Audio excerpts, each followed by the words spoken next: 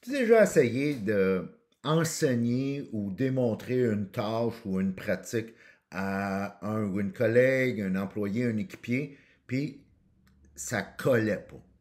Même si tu avais été patient, patiente, puis tu avais bien expliqué, puis tu avais pris ton temps, puis tu avais des bonnes intentions, puis tu as même répondu aux questions, tu t'es assuré que la matière avait été bien transmise et ça marche pas. Les études prouvent que 87% de tout ce qui est donné en formation dans les grandes entreprises en Amérique du Nord est oublié à l'intérieur de un mois. 30 jours, 87% oublié. Seulement 12% des employés vont appliquer dans la vraie vie, là, dans leurs activités quotidiennes, ce qui a été appris lors des formations. Alors, le problème, là, c'est pas toi. Le problème, c'est pas l'équipier, le collègue, l'employé. Le problème, c'est la méthode. Et la méthode qui est recommandée si tu veux vraiment que la formation, l'enseignement, la tâche que tu veux montrer à quelqu'un reste, puis soit appliqué, puis que ça fonctionne, c'est en 4 étapes. En anglais, on va dire tell, show, try and do. Alors, le dire, le démontrer, le laisser essayer, puis après ça, le laisser le faire. Parce que, prenons la première étape, tell, le dire. Souvent, c'est l'étape de base, puis c'est là que les gestionnaires et les leaders vont s'arrêter. J'y ai dit, pourtant, puis il le fait pas. Est-ce que tu montrerais à quelqu'un à nager juste sur un PowerPoint ou dans un livre ou dans un PDF? C'est pas suffisant. Il doit aller dans la piscine. Et juste aller dans la piscine tout seul, c'est pas suffisant non plus. Ça marchera peut-être pas. Alors, première étape, you tell, tu le dis. La deuxième étape, you show. C'est là que la magie commence à opérer parce que tu démontres comment la tâche pourrait être ou devrait être faite. Tu montres à ta petite fille à faire du vélo, ben montre-lui, embarque, montre-lui l'exemple, embarque sur le vélo pour lui montrer qu'il y a moyen de rester en équilibre sur un vélo.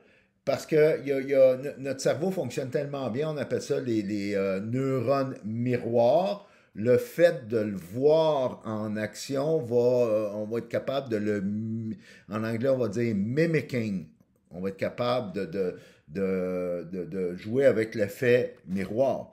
Il y a une étude qui a été faite à le Harvard Medical School, l'école de médecine de Harvard, que quand tu fais pas juste le dire, l'enseigner, mais que tu fais aussi le démontrer en pratique live, montrer l'exemple, 312% de plus au niveau de l'apprentissage.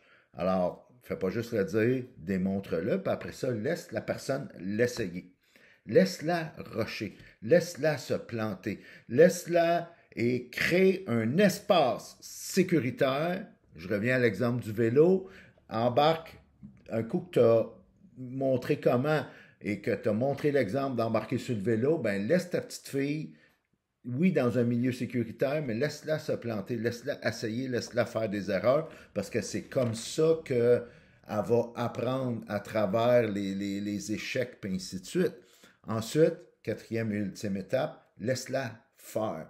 Donne-lui la confiance et fais-y confiance pour que la personne puisse le faire. Après ça, fais pas juste, c'est pas terminé là, assume pas que tout est réglé. Programme dans l'agenda des moments où il y a du feedback, du feed-forward, puis des moments de refresh qui vont pouvoir être offerts afin d'ajuster la méthode. Alors, cette méthode-là, tell, show, try and do, ça fonctionne partout. Peu importe la taille de ton organisation, peu importe le domaine d'expertise, domaine d'affaires dans lequel tu es, et même à la maison. Puis la magie va se trouver dans la progression. Alors, si tu vas trop vite, ça ne marchera pas. Si tu vas pas assez vite, non plus. Juste rejoins la personne à qui tu veux exercer ton leadership, puis à qui tu veux autonomiser à faire la tâche à ta place.